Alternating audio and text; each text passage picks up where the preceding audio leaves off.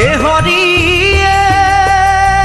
শাম্বরণ দেহা তোমার এ পিতবখন মোর হরি হরি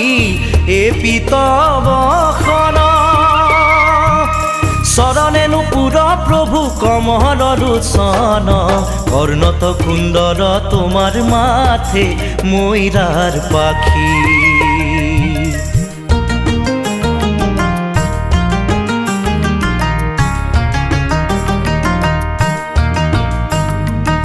কণ্ঠত কৌস্তভ তোমার সূর্য যেন দেখি আজানু লম্বিত তোমার বিজুলি বেশি কর্ণত কুণ্ডল তোমার মাথে ময়ূরার পাখি